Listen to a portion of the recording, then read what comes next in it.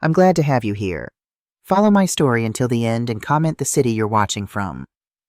Thank for watching. The call to end my final mission came faster than I expected.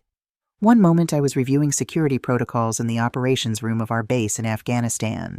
The next I was packing my duffel bag. 40 years in uniform had taught me to move quickly. But this felt different. I wasn't just leaving a mission. I was leaving behind the only life I'd known since I was 18.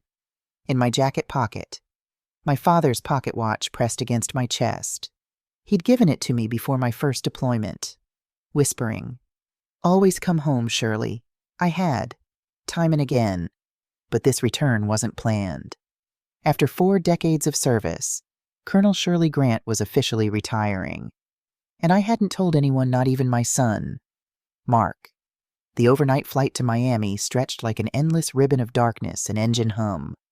I stared out the window at the thin line of dawn stretching across the Atlantic, wondering if Mark would be at work or still asleep when I knocked on his door. I hadn't seen him in nearly 2 years, our schedules, his life, my deployments always seeming to pull in opposite directions. I pictured his smile, the way his eyes crinkled at the corners just like his father's had, and it was enough to carry me through the turbulence. By the time we landed, the Florida heat wrapped around me like a heavy blanket, instantly pulling sweat from my skin despite the early hour. The taxi driver loaded my duffel without a word, barely glancing at my uniform. "Naples," I told him, giving Mark's address in the quiet neighborhood he'd moved to 5 years ago after his promotion. As we pulled onto the highway, palm trees swayed in the humid morning air, and I tried to ignore the tightness in my chest. We hadn't spoken much lately. Our last 3 scheduled video calls had been canceled twice by me due to urgent military matters, once by him because of some work emergency, but I'd always believed we could pick up where we left off. Mark was my only child, my only family since his father died in combat 20 years ago. We'd been through too much together to let distance matter. The cab turned onto his street, and something in me shifted. The well-maintained homes with their neat lawns and trimmed hedges looked peaceful in the morning light. But Mark's house stood out immediately, and not in a good way. The grass had grown wild and uneven, nearly hiding the stone path to the front door. The mailbox tilted to one side, stuffed with envelopes that spilled onto the ground. All the curtains were drawn tight against the windows, and the cheerful blue paint I'd helped him choose years ago now peeled in places, neglected and fading. It didn't look like a home. It looked like a place abandoned. I climbed out, the heat already biting at my neck despite the early hour, and was about to knock when a familiar voice called from across the street. "Colonel Grant, is that you, Mrs. Wilson?" Mark's neighbor since he bought the place, stood in her driveway with a watering can in hand. Even from this distance, I could see how pale her face had become, how her eyes widened at the sight of me. "Hello, Evelyn," I said, walking toward her. Her garden was immaculate as always, roses climbing trellises and birds chirping from feeders hanging from the eaves of her porch. I thought I'd surprise Mark. She set down her watering can, both hands now fidgeting with the hem of her gardening apron. "Oh, Shirley," she said, my first name strange on her lips after years of calling me Colonel. "You don't know, do you?" My voice remained steady, but my fingers tightened around the watch in my pocket. "Know what Mrs. Wilson glanced back at Mark's house, then lowered her voice even though no one else was around. "Mark's been in the ICU for 2 weeks now. They took him by ambulance in the middle of the night. I heard the sirens and saw the lights." She hesitated, looking down at her garden shoes. "And Jennifer," she stopped again, something like disgust flashing across her face. "What about Jennifer?" I pressed, thinking of my daughter-in-law, the woman Mark had married 3 years ago after a whirlwind 6-month courtship. "She's been on a yacht in the Keys," Mrs. Wilson finally said, the words tumbling out in a rush. "Been posting pictures all over Facebook, parties, shopping sprees, you name it. All while Mark's been—" Her voice trailed off, unable to finish. The air seemed to thicken around me as I stood there, her words settling like lead in my chest. I must have swayed slightly because Mrs. Wilson reached out to steady me, her gardening roughened hand gripping my arm. "Naples, General," she said. "I've been bringing his mail in. Left it on the kitchen counter. But She shook her head. I don't think anyone's been home since they took him. I don't remember thanking her. I don't remember getting back into the taxi. One moment I was standing in Mrs. Wilson's neat garden with the scent of roses in the air.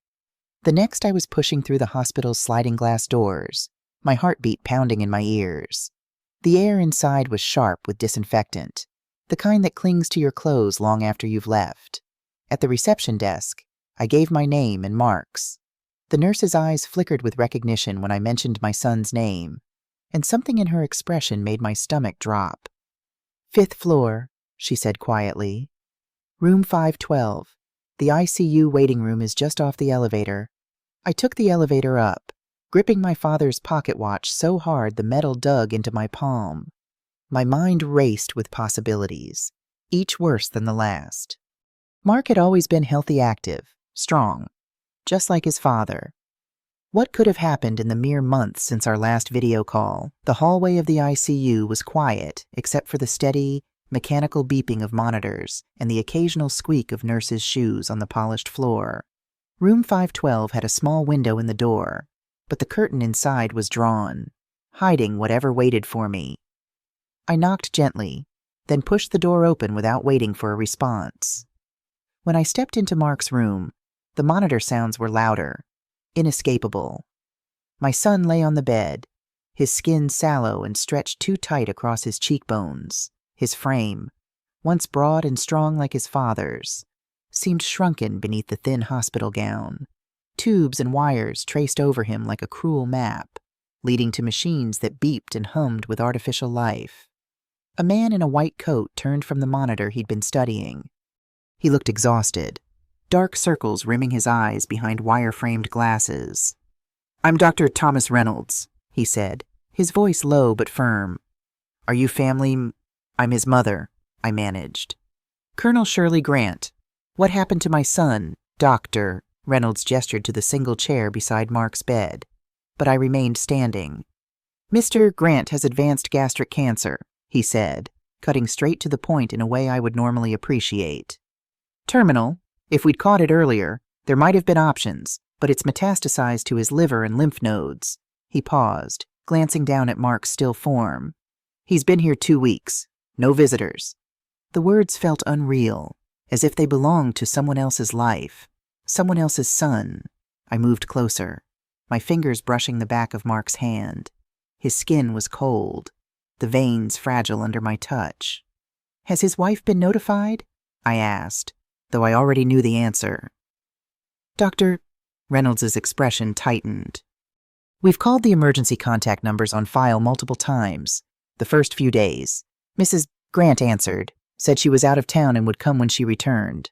After that, our calls went straight to voicemail." I looked down at my son.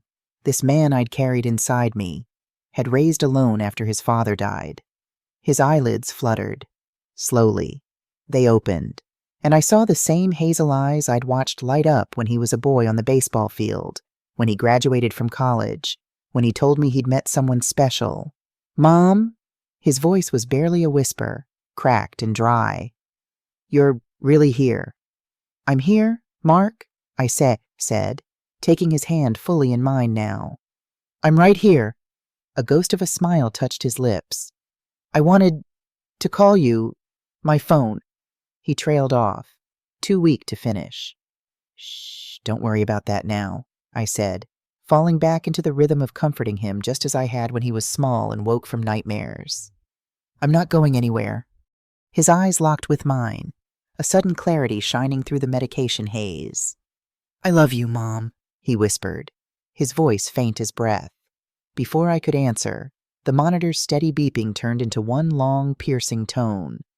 Mark's hand went limp in mine. "Doctor," Reynolds moved with practiced urgency, pressing a button on the wall that brought nurses rushing in. Someone guided me away from the bed, into the hall. "Code Blue, ICU room 512, a voice announced over the speaker system. I stood frozen outside the door, hearing the flurry of commands, the shuffle of feet, the thud of hands against my son's chest. The hallway tilted slightly, and I pressed my palm flat against the wall to steady myself.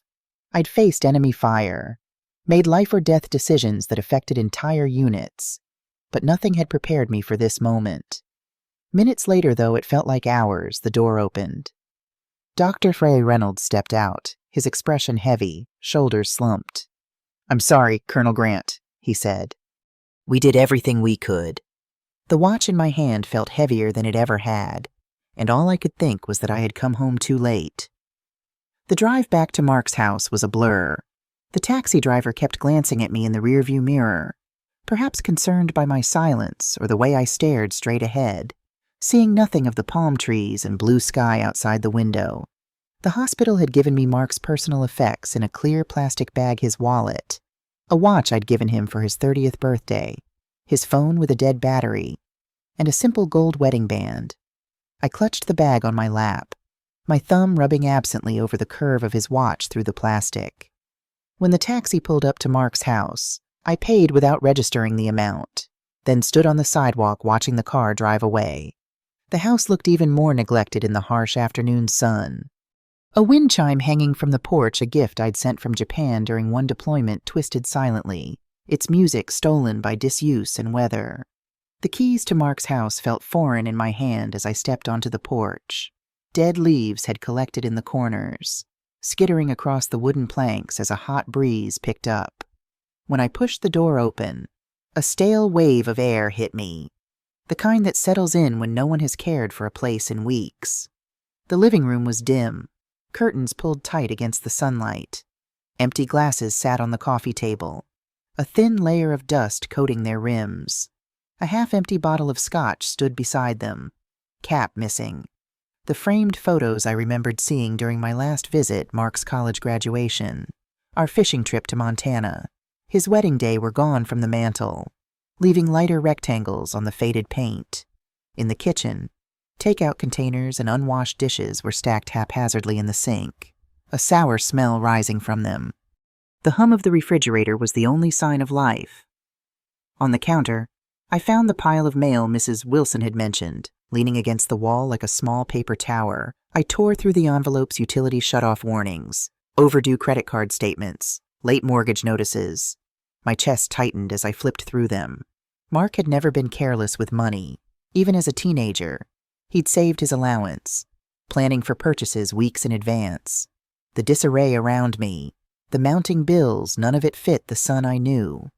A framed photo lay face down on the counter.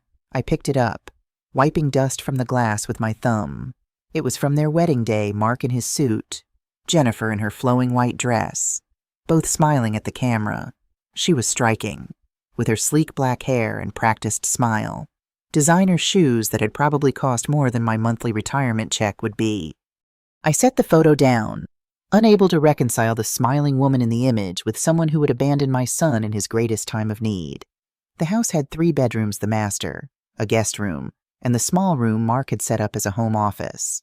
I moved into the office first, finding the chair slightly askew, as if someone had left in a hurry. Papers littered the desk, some crumpled, others folded neatly. A laptop sat closed at the center, its charging cable dangling empty to the floor. Among the papers, I found a thick stack of receipts. The first was for a yacht rental in Key West, $75,000 for a week, dated just days after Mark had been admitted to the ICU. Another from Cartier in Miami showed nearly $50,000 for jewelry. There were dinners at oceanfront resorts, luxury clothing boutiques, all charged to Mark's credit card. The dates lined up too neatly with the days I knew he had been lying in that hospital bed, alone and dying. I sat down hard in the desk chair, the receipts trembling in my hands. Jennifer's face filled my mind, the smile she'd worn in their wedding photo, the laugh I'd heard during our few video calls together. I had tried to be welcoming when Mark introduced us, had pushed aside my concerns about their hasty engagement for his sake. I had trusted her to stand beside my son, to care for him when I couldn't be there. Instead, she'd been draining his accounts while he fought for his life alone. I pressed the receipts into a neat stack, each one a quiet accusation, and knew this was only the beginning of what I was going to find. Setting them aside, I tried Mark's laptop, but it was password protected. His phone from the hospital bag was dead, the charger nowhere in sight. Moving to the master bedroom felt like an invasion, but I needed to understand what had happened here. The king-sized bed was unmade, sheets tangled as if someone had left in a hurry. Mark's side, I could tell from the reading glasses on the nightstand, was relatively neat. Jennifer's side was a chaos of discarded clothes, empty shopping bags from luxury brands, and makeup items scattered across the surface of an ornate vanity. The closet told another story. Mark's clothes, the suits he wore to work at the architectural firm. His weekend jeans and t-shirts hung neatly on one side. Jennifer's side was half empty, expensive hangers tossed on the floor as if she'd packed in a rush, taking only her most valuable pieces. In the master bathroom, I found prescription bottles lined up on the counter. I picked one up, reading the label hydrocodone, prescribed to Mark Grant 2 months ago. The bottle was nearly full, another for nausea medication, barely touched, a third for stomach acid, almost empty. He'd been sick longer than anyone realized, treating symptoms without knowing their cause. I returned to the kitchen, where the pile of mail waited like a silent accusation. Sitting at the table, I sorted it methodically, creating separate stacks: bills, personal correspondence, junk mail. Near the bottom of the pile, I found a letter from Mark's medical insurance company, dated 3 weeks ago. It was a notification of claim denial. A CT scan and specialist consultation had been rejected as not medically necessary without prior authorization. The letter had been opened, then resealed sloppily. Someone had read it and decided it wasn't important enough to act on. My hands were steady as I reached for my phone, decades of military crisis management keeping my emotions in check, even as rage built inside me. Jennifer's number was still saved in my contacts, though I hadn't used it in months. For a moment, I stared at the screen, my thumb hovering over her name. The weight of what I'd just discovered pushed me forward. I tapped the call button. It rang once, twice, then connected to video. Jennifer's face appeared, framed by the blinding white of a yacht deck. Music thumped in the background, mingled with bursts of laughter. She was wearing oversized sunglasses, her dark hair pulled back in a sleek ponytail, skin bronzed from days in the sun.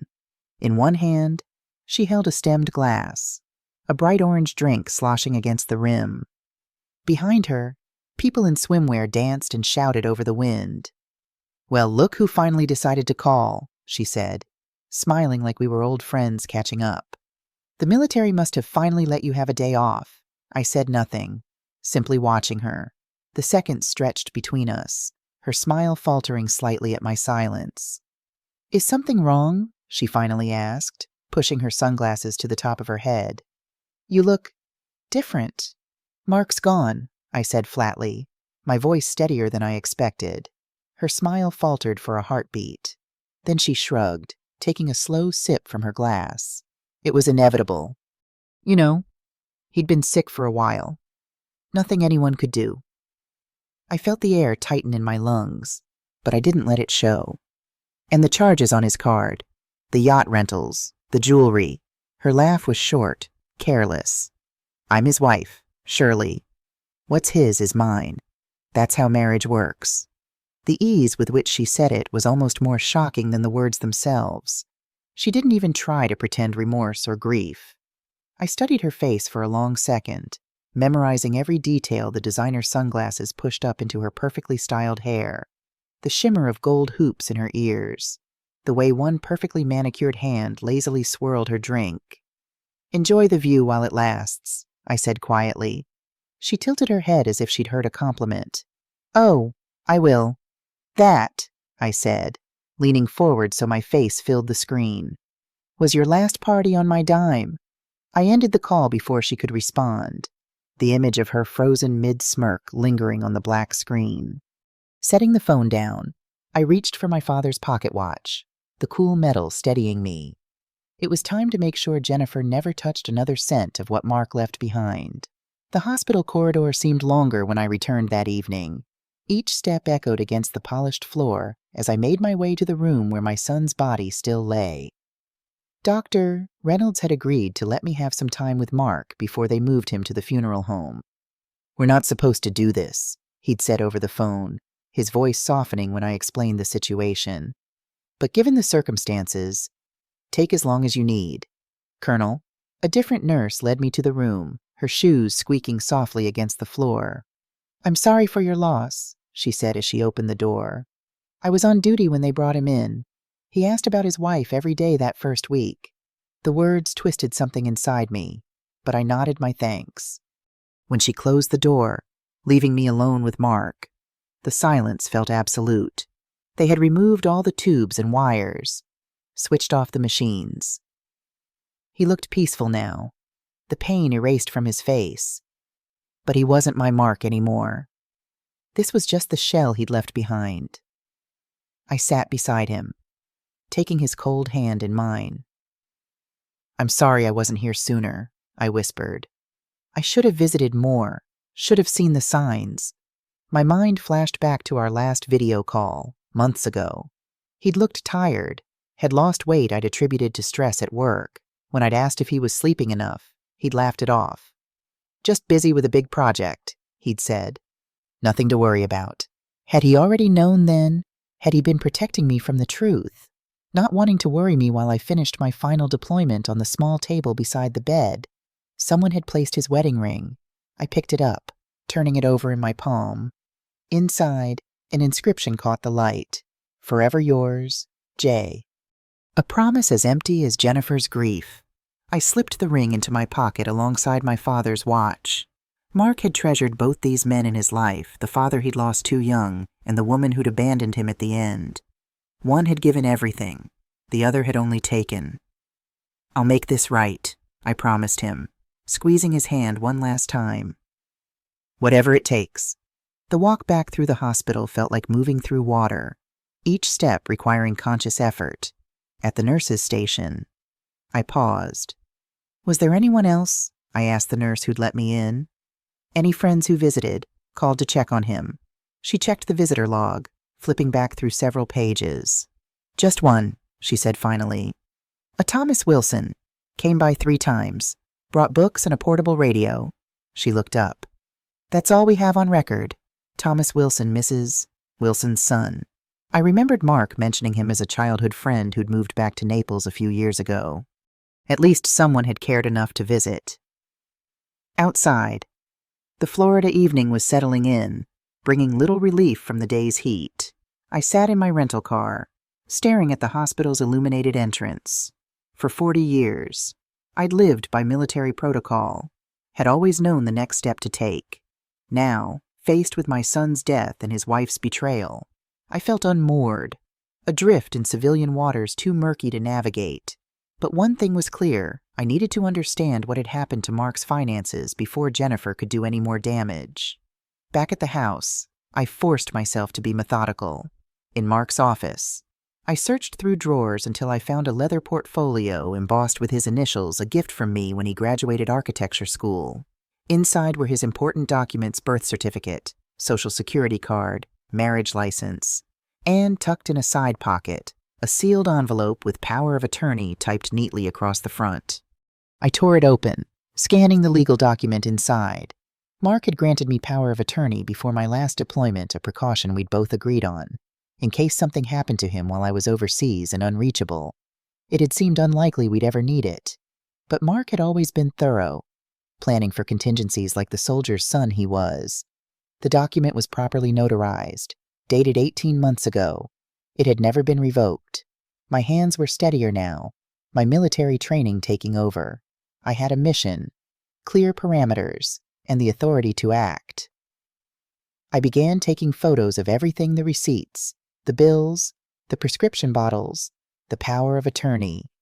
Evidence secured. Mission parameters established. Next, I needed reinforcements. By the next morning, I was on the road to Tampa with a folder full of receipts in the passenger seat, and Mark's notarized power of attorney tucked safely inside my bag. The miles blurred past, the steady hum of the highway matching the rhythm of my resolve. I had one person in mind who could make this happen without delay: Colonel Richard Hayes, once my commanding officer, later a trusted friend. After his retirement 5 years earlier, Richard had moved into military financial administration, the kind of position where phone calls got answered and paperwork moved fast. His office was in a modern building near MacDill Air Force Base, all glass and steel gleaming in the morning sun. The receptionist recognized my uniform immediately, standing a little straighter as I approached. "Colonel Grant to see Colonel Hayes," I said, using my rank even though, technically, I was already retired. "He's expecting me." Richard met me at the door to his office, his handshake firm, his eyes assessing. He'd aged since I'd seen him last, more silver in his close-cropped hair, deeper lines around his eyes, but his posture remained parade ground perfect. "Shirley," he said as he closed the door behind us. "It's been, 3 years? You look He stopped, noticing something in my expression. "I can tell this isn't just a social visit." The smell of old wood and fresh coffee greeted me as I took the seat he offered. His office was exactly what I'd expected, military neat, with photographs of fighter jets on the walls, service medals displayed in a simple frame behind his desk. "My son died yesterday," I said without preamble. "Terminal cancer. While he was in the ICU for the past 2 weeks. His wife was in the Keys, spending his money like water." Richard's expression hardened. "I'm sorry, Shirley. Truly." I set the folder on his desk and opened it to the first yacht receipt. These were charged to Mark's accounts while he was in the ICU, unable to even pick up a phone. I pulled out the power of attorney. "And here's the POA he signed before my last deployment. I need everything frozen, every account, every card. Today." Richard flipped through the papers, his brow tightening with each page. He paused at a photo of Jennifer on the yacht, her social media post still visible with the timestamp corresponding to Mark's 3rd day in intensive care. "You don't have to explain further," he said, setting the folder down. "Let's get to work." For the next 40 minutes, the room was filled with the tapping of keys and the shuffle of documents as Richard made call after call. He had connections at 3 major banks and knew exactly which departments to contact, which forms to request, which phrases would cut through bureaucratic delays. I watched each step like I was tracking an operation in the field, mentally noting procedures I might need again. Richard was thorough, checking and double-checking account numbers, explaining the situation in clear terms that left no room for argument. "Yes, I understand this is unusual," he said to one bank manager, his voice crisp. "But we have clear evidence of exploitation of an incapacitated individual and a valid power of attorney executed prior to incapacitation. I can have JAG counsel on the line in 5 minutes if you prefer to discuss legal implications." The threat was enough. One by one, the dominoes fell, checking accounts frozen, credit cards canceled, automated payments suspended. Finally, Richard slid a printout across the desk. "All accounts frozen, linked cards canceled, remaining balances transferred to a holding account in your name as power of attorney. The mortgage payment that was due went through this morning. I prioritized that one." I exhaled slowly, the first real breath I'd taken since walking into Mark's hospital room. "Thank you, Richard. I can't tell you what this means." "Don't thank me yet," he said with a small, knowing look. "She's going to come at you hard. Women like that, they don't give up money without a fight." He was right. Before I even left the parking lot, my phone lit up with Jennifer's name. I let it ring, watching as voicemail notifications began to appear. The first few messages were full of curses and threats, her voice rising with each call. By the third, her tone had shifted, becoming softer, almost pleading. "Shirley, please," she said, the sounds of the yacht party now conspicuously absent. "I know you're upset, and I understand, but I just need access to cover some expenses. We can work this out, mother to daughter-in-law. Call me back." Not once did she say Mark's name. Not once did she express grief or regret. I let the phone ring, the vibrations against my palm a reminder that this was only the first step. The real fight was still ahead. The afternoon sun cast long shadows across Mark's driveway as I returned from Tampa. 2 days since I'd arrived in Naples, and already the world had shifted beyond recognition. My retirement, once the beginning of a new chapter, now felt like an irrelevant footnote to this unexpected tragedy. Mrs. Wilson was watering her front garden when I pulled up. She set down her hose and crossed the street, concern etched into the lines around her eyes. "How are you holding up?" she asked, her voice gentle. "I'm managing," I said, surprising myself with how steady I sounded. Thank you for checking on Mark's house while he was away, she nodded, glancing at the neglected yard. Thomas went to see him several times. You know, they weren't close as adults, but when he heard, she trailed off, then squared her shoulders. Would you like some help getting things in order? I'm pretty handy with a lawnmower, and Thomas could come by this weekend to fix that loose gutter. The offer of practical help, so straightforward and genuine, nearly broke through my composure. That would be wonderful, I managed. But first, I need to get the inside sorted. She seemed to understand, patting my arm gently. One step at a time. Colonel, that's how we get through. Back inside, I went straight to the study. The room smelled faintly of old paper and dust, the blinds half closed against the afternoon sun. Mark's desk was cluttered but organized in its own way, neat stacks of documents, a few opened envelopes, pens lined up in a coffee mug printed with the logo of his architectural firm. I started with the top drawer, sifting through folders of insurance papers and tax forms, looking for anything that might give me a clearer picture of his finances and his marriage.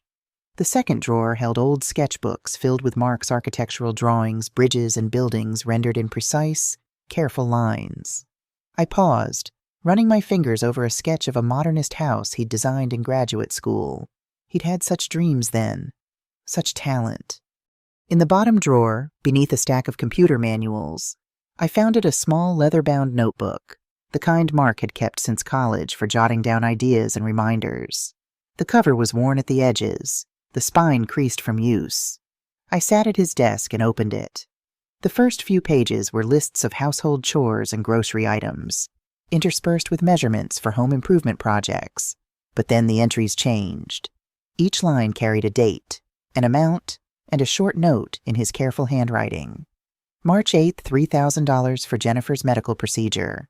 Specialist not covered by insurance. April 12th, $5,500 for roof repairs after storm damage. May 3rd, $7,000 for new car transmission. Labor costs higher than expected. I flipped through page after page, my stomach tightening. The amounts grew larger over time, each with some justification attached, all for Jennifer's needs or household emergencies. The final entry, dated just 3 weeks ago, read $12,000 for Jennifer's mother's emergency surgery in California, flight plus hospital expenses. I reached for my bag and pulled out the bank statements I'd collected from the mail pile, cross-checking each entry with the statements. The truth came fast and cold. The March 8th medical procedure matched a charge at a high-end spa in Palm Beach. The roof repairs lined up perfectly with a payment to a luxury boutique in Miami. The car transmission was the exact amount of a down payment on a designer watch. And Jennifer's mother, she'd died 3 years ago. Mark had mentioned it during one of our calls, how Jennifer had been too distraught to even attend the funeral. I leaned back, gripping the notebook as though it might burn me. Mark had trusted her completely, and she had taken every ounce of that trust to fund her vanity. For how long had it started immediately after their wedding? Or had there been a time when she truly cared for him? Needing more. I picked up Mark's phone from the hospital bag and found his charger in the desk drawer. Once it powered on, I was relieved to see it had no passcode typical Mark, always believing the best of people, never imagining someone might abuse his trust. Most of the recent text messages were mundane work colleagues checking in, appointment reminders, automated alerts from his bank about large transactions. Jennifer's thread was surprisingly empty, as if it had been deliberately cleared. But in an archived folder, I found a message that made my chest tighten. It wasn't to or from Mark, it had been screenshot and saved. The image showed a text conversation between Jennifer and someone named Alicia. Alicia, how much longer are you going to play housewife? Riviera awaits Jennifer. Might as well enjoy his money while I can. Doctor says he won't last long. Already started moving funds to my personal account. The timestamp was from 5 weeks ago. I closed the phone slowly, my hand trembling not from shock, but from a steady, simmering resolve. This wasn't just theft. This was calculated cruelty, documented in her own words, and I would make sure the world saw it. By sunset, I had compiled everything into a comprehensive file: bank statements, receipts, photographs, the notebook entries, and the damning text messages. Military precision in civilian warfare. Jennifer had declared war on my son, and she was about to learn that she'd made a grave tactical error she'd left me alive to fight back. I called Richard again, updating him on what I'd found. "I need a good lawyer," I said. "Someone who specializes in estate fraud." "I know just the person," he replied. "Edward Martinez, former JAG attorney, now in private practice, bulldog in the courtroom, especially when it comes to protecting veterans and their families." I wrote down the number, thanking him again. "One more thing," Richard said before hanging up. "Check Mark's life insurance policies. If he had any through his employer or privately, Jennifer's likely the beneficiary. We need to get ahead of that." The reminder jolted me. In the shock of Mark's death and the discovery of Jennifer's betrayal, I hadn't even thought about life insurance. The architectural firm where he'd worked as a senior designer would almost certainly have provided coverage as part of his benefits package. A quick search through his email confirmed it a policy worth $500,000 with Jennifer listed as the sole beneficiary. There was also a private policy he'd taken out 5 years ago before meeting Jennifer with me as the beneficiary. He'd never changed it. Small mercies in a storm of betrayal. My phone rang again, Jennifer's name flashing on the screen for the 12th time that day. This time, I answered. "Where is my money?" she demanded, skipping any pretense of grief or pleasantries. "Safe," I replied, my voice calm. "Away from you." "You can't do this," she hissed. "I'm his wife. I have rights. And I have power of attorney, granted long before you entered the picture." She laughed, the sound sharp and ugly. "That ended when he died. Colonel, check your military regulations. I'm the widow. I inherit everything. The house, the cars, the bank account's all mine. We'll see about that," I said, then paused. "Tell me something, Jennifer. Did you ever love him at all?" Even for a moment, the question seemed to catch her off guard. For a second, her breathing was the only sound on the line.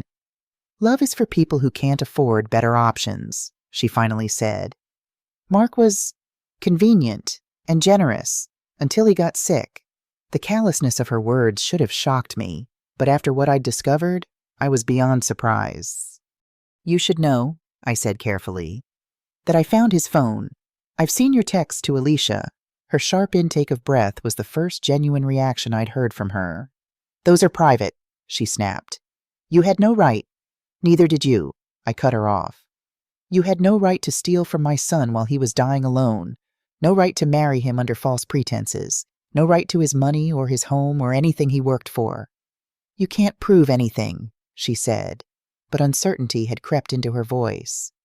"I was gathering evidence against insurgents before you were born," I told her, the steel of 40 years of military service threading through my words.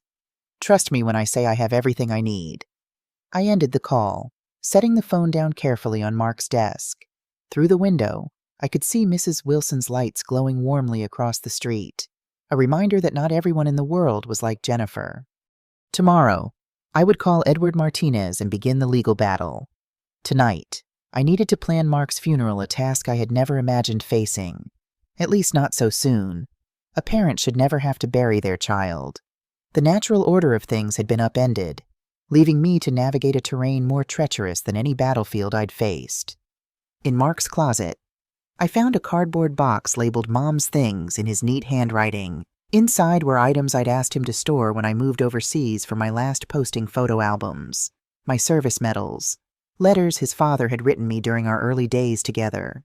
At the bottom, wrapped in tissue paper, lay a small wooden frame holding a photograph of the three of us, Mark at 5 years old, balanced on his father's shoulders, me standing beside them, all of us laughing at something now lost to time. We'd been at the beach, the Gulf of Mexico stretching endlessly behind us. I held the photo to my chest, finally allowing the tears to come.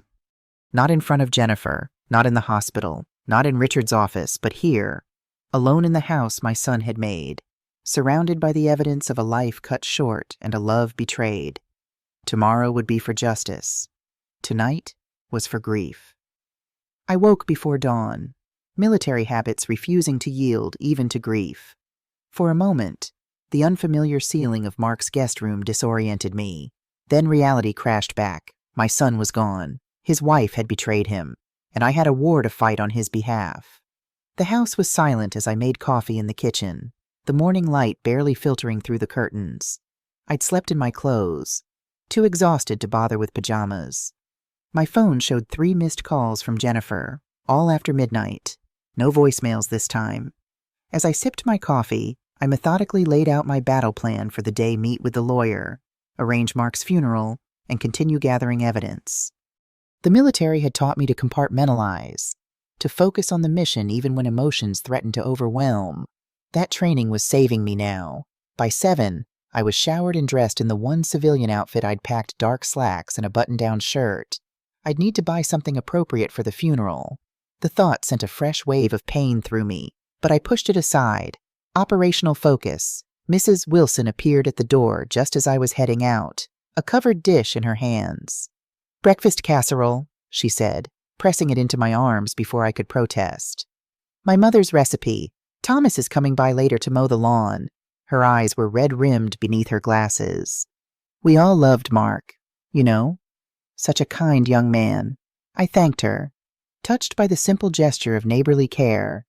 In the military, we called it having your six, someone watching your back. I hadn't expected to find that in this civilian neighborhood.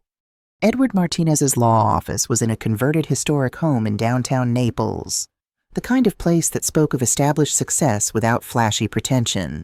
The receptionist, a sharp-eyed woman in her 50s, took my name and led me immediately to Martinez's office. "Colonel Grant," he said, rising from behind a desk stacked with legal volumes. Martinez was younger than I'd expected, perhaps in his early 40s, with close-cropped dark hair and the alert posture of someone with military training. "Richard Hayes speaks very highly of you." "Thank you for seeing me on such short notice," I replied, taking the seat he offered. "Richard explained the basics," Martinez said, his expression grave. "I'm sorry about your son. What you're describing, financial exploitation of a terminally ill spouse, is unfortunately something I've seen before." For the next hour, I walked him through everything I'd discovered, from the lavish spending while Mark was hospitalized to the damning text messages and the notebook entries. Martinez took meticulous notes, occasionally asking clarifying questions. "The power of attorney is crucial," he said, examining the document. "It gives us standing to take immediate action. But for long-term control of the estate, we'll need more."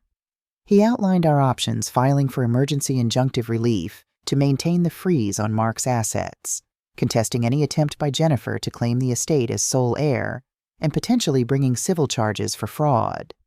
"What about criminal charges?" I asked. She essentially admitted to planning to drain his accounts while he was dying. Martinez's expression was measured. "Criminal fraud is harder to prove, especially in a marriage where finances are often commingled. But," he added, seeing my disappointment, "we can build that case parallel to the civil proceedings. I have contacts in the state attorney's office." By the end of the meeting, we had a clear strategy and a timeline. Martinez would file emergency papers that afternoon to maintain control of Mark's assets and begin the process of contesting Jennifer's claim as sole heir. "One more thing," he said as I stood to leave.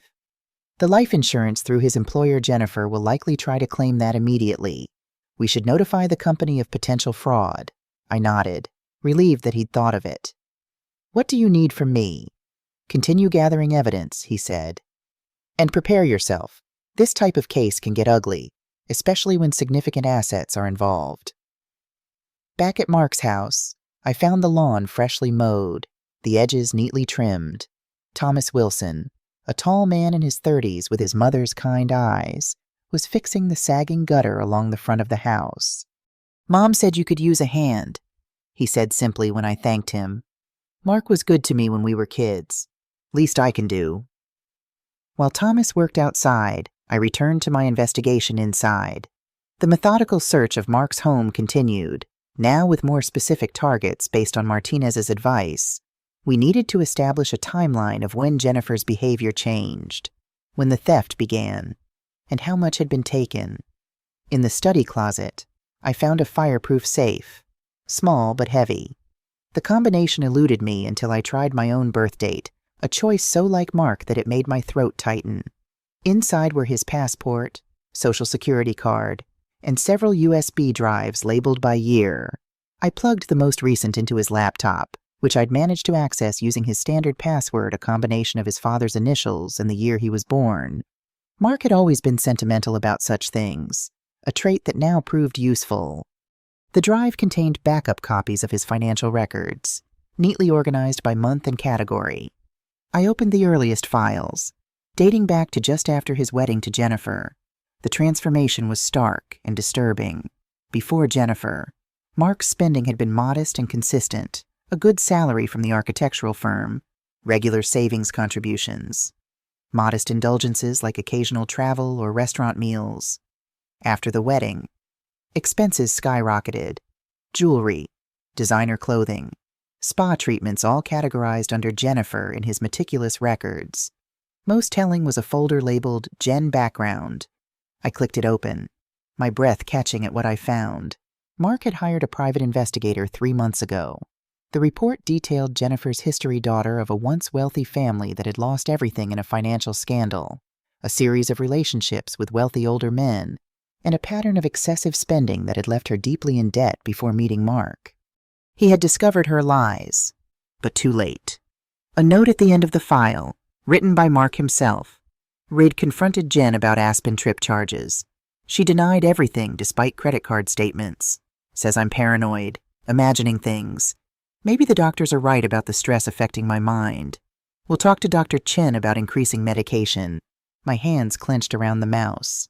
She'd not only stolen from him, but had made him doubt his own sanity while doing it, a classic gaslighting technique I'd seen used in psychological warfare. The discovery hit me like a physical blow. Jennifer hadn't just married Mark for his money, she'd systematically manipulated him, exploiting his trusting nature while building her exit strategy. The notebook entries showing her lies about where money was going were just the tip of the iceberg. Digging deeper into the investigator's report, I found more disturbing details. Jennifer had been married twice before brief unions to wealthy men that had ended with substantial financial settlements. Both previous husbands were significantly older than her. One had died of heart failure shortly after their divorce. The other had moved abroad. She'd been planning this from the beginning, a calculated long con with my son as the target. I compiled everything onto a new USB drive for Martinez, copying the files methodically. The private investigator's contact information was included in the report. I made a note to call him. He might have additional evidence that hadn't made it into the final report. As evening approached, Thomas finished the outdoor repairs and declined my offer of payment. "Just helping a neighbor," he said with a shrug. "Mom says you're handling the funeral arrangements. If you need help with anything, just ask." I thanked him, grateful for the reminder of the practical matters still needing attention. After he left, I called the funeral home Dr. Reynolds had recommended and scheduled a meeting for the following morning. Mark would have a military honor guard his right as the son of 2 service members. His father would have wanted that. Just as I was closing the laptop, a new email arrived in Mark's inbox. The sender was Jennifer. The subject line reading simply, "You'll regret this." I opened it, bracing myself for more threats or accusations. Instead, I found a single line of text: "Check the basement storage room if you want to know what your precious son was really hiding." The message hit its mark, creating confusion and doubt, exactly as she'd intended. Mark's house didn't have a basement. Or did it? The architectural plans I'd seen made no mention of one, but Florida homes sometimes had small storage areas built below ground level, despite the water table challenges. I searched the house again, this time looking for any door or access point I might have missed. In the utility room off the kitchen, behind a stack of moving boxes, I found a small door that might have been mistaken for an electrical panel. It opened to reveal a set of narrow stairs leading down into darkness. The light switch revealed a small room, perhaps 10 by 12 feet, with concrete walls and a dehumidifier running in one corner. Metal shelving units lined the walls, holding Christmas decorations, old college textbooks, and boxes labeled with years. Nothing suspicious or secret. Until I noticed the corner where the concrete floor had been recently disturbed, a section slightly different in color, as if it had been patched. Military training kicked in. I'd seen enough hidden caches and combat zones to recognize the signs. Using a screwdriver from Mark's toolbox, I pried at the edges of the patched section. The concrete came away easily, revealing a small metal box embedded in the floor. Inside was a USB drive, different from the others I'd found, and a handwritten note in Mark's distinctive script. "Mom, if you're reading this, something has happened to me. Everything you need is here. I'm sorry I didn't tell you sooner. I wanted to handle it myself. I love you. Mark." My hands trembled as I took the drive upstairs. Whatever Jennifer thought Mark was hiding, he had been one step ahead of her, and he had trusted me to find it. The drive contained a video file, dated just 3 weeks ago. I clicked play, and Mark's face filled the screen. He looked gaunt, his skin sallow, his eyes shadowed with pain and exhaustion. "Hi, Mom," he began, his voice raspier than I remembered. "If you're watching this, then things have gone badly. I've been sick for a while now, stomach pain that wouldn't go away. The doctors finally figured it out last month. Stage 4 gastric cancer with metastasis. Not much they can do." He paused, taking a sip of water, wincing with the effort. "I should have told you, but you were finishing your final deployment. I didn't want you to worry or try to come home early." Stupid pride, I guess. He attempted a smile that didn't reach his eyes. "There's something else you need to know. Jennifer." He sighed, running a hand through his thinning hair. "She's not who I thought she was. I found out she's been stealing from me, hiding money in offshore accounts. When I confronted her about the doctor's diagnosis, his voice broke. She asked how long I had left and if my life insurance was paid up. The raw pain in his eyes made my chest constrict. I've gathered evidence," he continued, stronger now.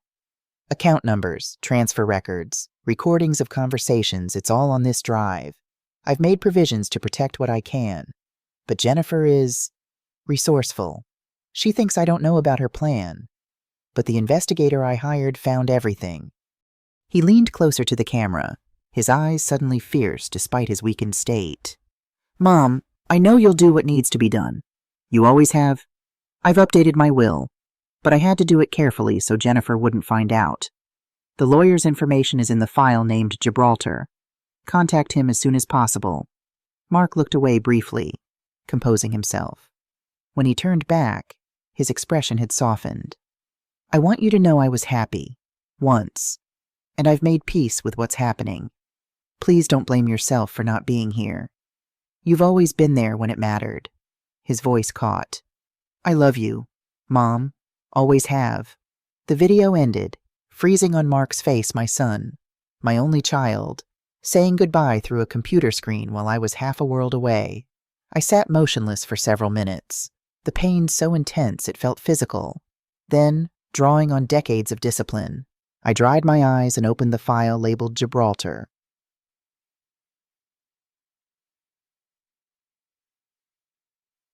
Inside was contact information for a lawyer in Miami, not Mark's regular attorney, but a specialist in estate fraud and asset protection. Also included were account numbers for several trusts Mark had established, routing information for wire transfers Jennifer had made to offshore accounts, and recorded conversations between them where she all but admitted her intentions. The most damning piece of evidence was an audio recording from what must have been hidden devices in their home. Jennifer's voice was unmistakable. "I don't care what the doctor said. If you'd gone for testing when I told you to, maybe they could have done something. Now it's too late, and I'm stuck watching you die slowly when I could be enjoying myself." Mark's voice, weak but steady. "Is that all I am to you?" "A bank account." Jennifer's laugh was cold. "Don't be dramatic. You were fun for a while, but let's be honest. I married you for financial security. And now I have to wait around while you waste away. It's not fair." "You could leave," Mark suggested quietly, "and lose my claim to everything. Not a chance. I've worked too hard for this. Your mother's going to be so surprised when she finds out her perfect son didn't leave her a penny." The recording continued, capturing Jennifer on the phone with someone named Alicia. "Might as well enjoy his money while I can. Doctor says he won't last long. I've already started moving funds to my personal account." I sat back, my military training the only thing keeping me from throwing the laptop across the room. The evidence was overwhelming and exactly what Martinez needed to build an airtight case. I called him immediately, despite the late hour. "I found something you need to see," I said when he answered. "Mark left a hidden cache of evidence against Jennifer." "I'll come to you," he replied without hesitation. "This changes everything." While waiting for Martinez, I made one more discovery in Mark's files, a revised will, properly notarized and dated just 2 weeks before his hospitalization. In it, he left specific instructions Jennifer was to receive only what was legally required as his spouse, the minimum the law demanded. The bulk of his estate would go to a trust, with me as executor, designated for charitable purposes, and to establish a scholarship for young architects from underprivileged backgrounds. My son, even while dying and betrayed, had thought of others. When Martinez arrived an hour later, I played the video and the recordings for him, then showed him the financial records and the will. "This is extraordinary," he said, reviewing the documents. Mark was thorough military precision. "He was a military brat," I said, the term carrying all the pride of our community. "He learned to be prepared." Martinez nodded, understanding the code. "With this evidence, we're not just playing defense anymore. We can go after Jennifer for fraud, theft, and potentially elder abuse given Mark's incapacitated state during his illness." Elder abuse, I questioned. Mark was only 35. "In Florida law, abuse of a disabled adult follows similar statutes," Martinez explained. "Mark's terminal condition made him vulnerable. Jennifer exploited that vulnerability systematically. He gathered the files, promising to begin proceedings immediately. The hearing for emergency control of the estate is tomorrow at 10. Be prepared for Jennifer to fight dirty. People like her always do when cornered." After he left, I sat alone in Mark's study, surrounded by the evidence of his final battle one fought in silence while I was deployed overseas. The guilt was crushing, but beneath it burned a steady flame of resolve. Jennifer had declared war on my son. Now she would face his mother, a combat veteran with nothing left to lose. Morning brought a fresh wave of determination. I dressed carefully in the navy blue suit I'd purchased the previous day, not quite military formal, but structured and authoritative. The weight of Mark's evidence USB drive in my pocket felt like ammunition. The courthouse was a 30-minute drive from Mark's house, a modern building of glass and concrete that seemed too cold for the human dramas unfolding inside. Martinez met me at the entrance, his briefcase bulging with the files I'd provided. "Jennifer's here already," he warned as we walked through security. "With counsel Gregory Pearson, high-priced divorce attorney known for aggressive tactics." I nodded, unsurprised. "We have the truth on our side." Martinez's slight smile acknowledged my faith while tempering it with realism. "In court, truth needs evidence and legal standing. We have both, but don't underestimate them." The courtroom was smaller than I'd expected, with polished wooden benches and the Florida state seal mounted behind the judge's bench. Jennifer sat in the front row on the opposite side, wearing a black dress that probably cost more than my entire wardrobe. Her hair was pulled back in a severe bun, her expression one of practiced grief. Beside her sat a man in his 50s, silver-haired and expensively dressed, leaning close to whisper in her ear. When she saw me, her eyes narrowed briefly before she composed her features into a mask of sorrow. The performance was flawless, the grieving widow facing her hostile mother-in-law. Judge Eleanor Winters entered, a woman in her 60s with steel-gray hair and shrewd eyes that seemed to assess the entire room in one glance. Everyone rose, then sat at her command. "Case number 2025 CF 4872 in the matter of the estate of Mark Grant," the clerk announced. "Emergency petition for control of estate assets." Martinez stood. "Edward Martinez representing Colonel Shirley Grant, mother of the deceased and holder of durable power of attorney." Pearson rose next. "Gregory Pearson for Jennifer Grant, widow of the deceased and legal heir." Judge Winters reviewed the documents before her, then looked up. "Mr. Martinez, you're seeking to freeze all estate assets and transfer control to Colonel Grant based on alleged misappropriation of funds. Is that correct?" "Yes, Your Honor. We have substantial evidence of systematic financial exploitation of the deceased during his terminal illness." Pearson interjected immediately. "Your Honor, this is nothing but a grieving mother's attempt to disinherit her son's legal wife." The power of attorney Colonel Grant claims to hold was superseded by Mr. Grant's death. The judge held up a hand. I'll hear arguments from both sides. Mr. Martinez, proceed. For the next 40 minutes, Martinez methodically presented our case. The financial records showing Jennifer's extravagant spending while Mark was hospitalized. The private investigator's report revealing her pattern of targeting wealthy men. The recorded conversations demonstrating her true motives. Throughout the presentation, I kept my eyes forward, my posture military straight.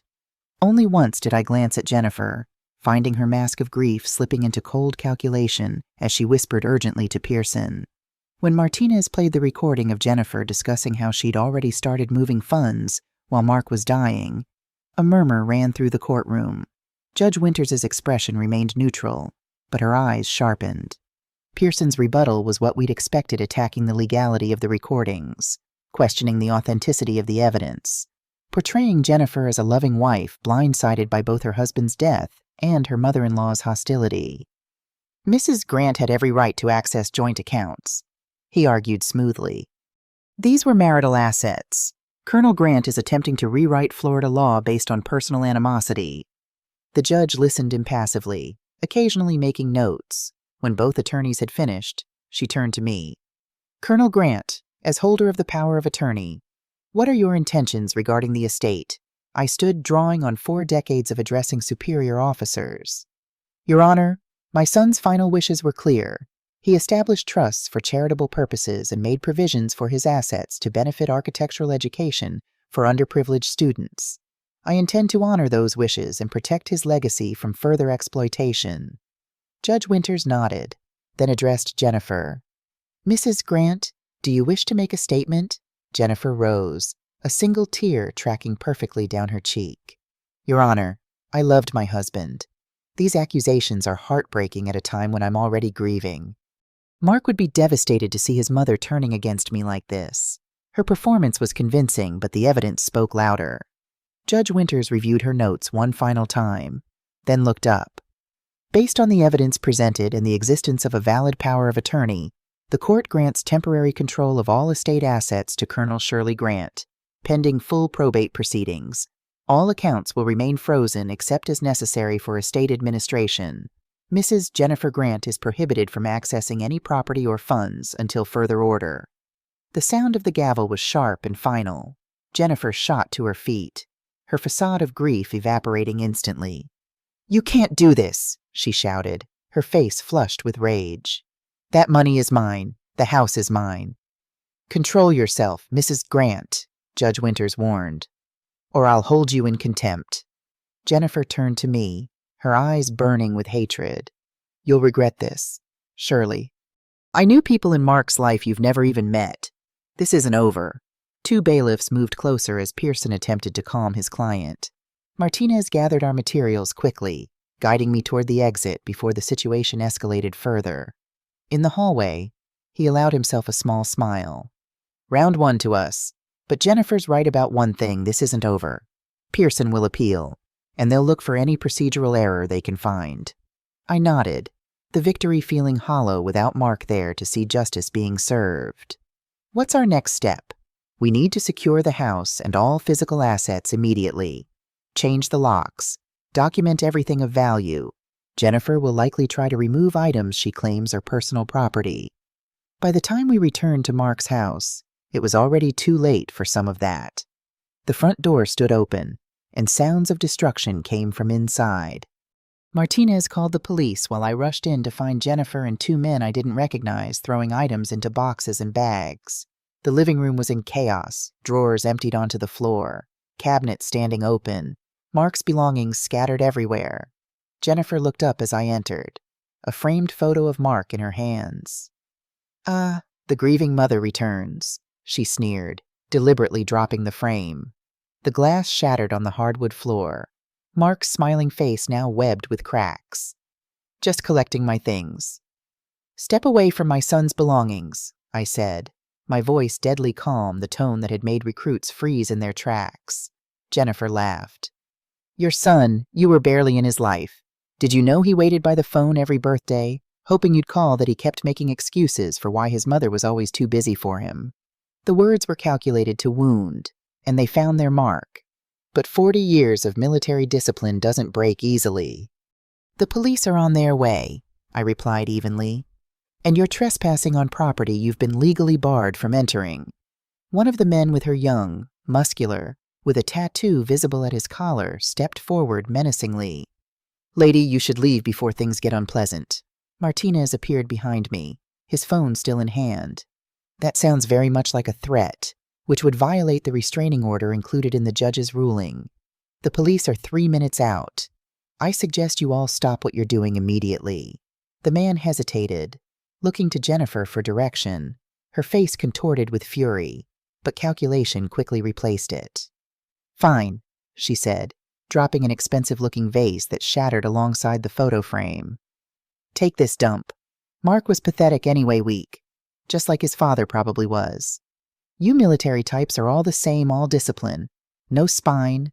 She stalked toward the door, pausing beside me. This house, it's mortgaged to the hilt.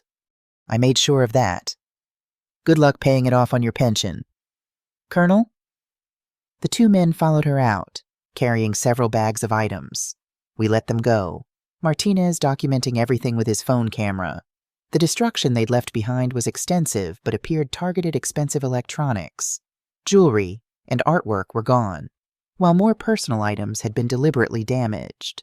The police arrived minutes later, taking statements and photographing the scene. The officer in charge, a veteran himself based on the service pin on his uniform, was sympathetic. We'll file charges for violating the court order and destruction of property, he assured me. But recovering whatever they took might be difficult. After they left, Martinez helped me secure the house, calling a locksmith to change all the locks and arranging for a security service to monitor the property. By evening, the immediate crisis had been contained, but the emotional toll was mounting. You should get some rest, Martinez advised as he prepared to leave.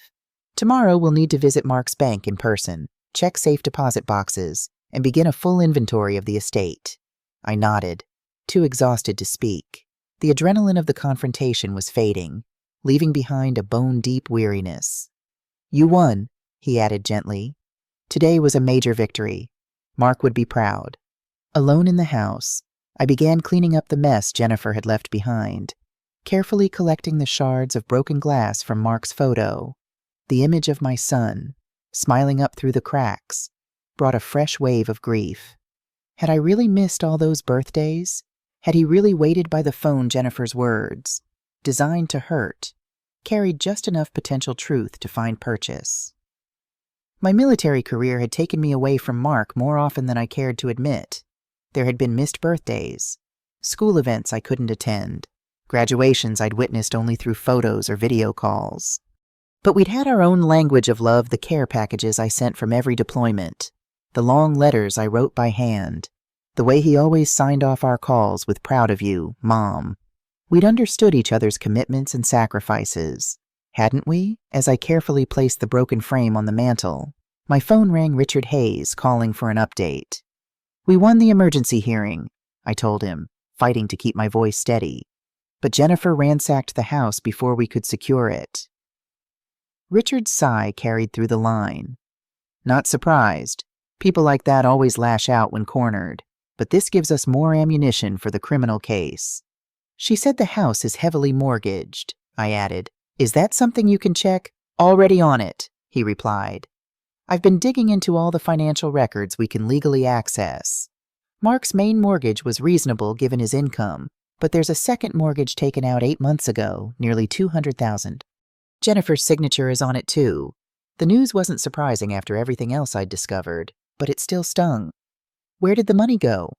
That's the interesting part, Richard said, his tone shifting to the one he used when reporting intelligence findings. It was wire transferred to an account in the Cayman Islands, then disappeared into a network of shell companies. Classic money laundering pattern.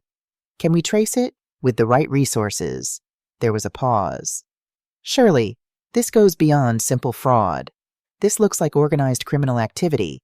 Jennifer may be connected to something bigger than a simple con. The implication hung in the air between us. If Jennifer was part of a larger criminal enterprise specializing in targeting and defrauding vulnerable individuals, we weren't just fighting one woman, we were potentially taking on a dangerous organization. I need to make some calls, Richard continued. I still have contacts in financial crimes enforcement. This might be a case that they're already aware of. After we hung up, I sat in Mark's living room, surrounded by the chaos of Jennifer's destruction, and felt a strange calm settle over me. The mission parameters had changed, but the objective remained the same: justice for Mark. If Jennifer was part of something larger, then bringing her down might protect other potential victims. The fight had just expanded beyond my son's estate to something that drew on all my military training and experience. Tomorrow would bring new battles on multiple fronts: the bank, the funeral arrangements, the ongoing legal proceedings. But tonight, I allowed myself a moment of grim satisfaction. Jennifer had underestimated me, mistaking my military discipline for weakness, my focus for narrowness. She was about to learn what every adversary I'd faced in 40 years of service had discovered: I don't start fights, but I always finish them. The funeral home was quiet as I finalized arrangements for Mark's service.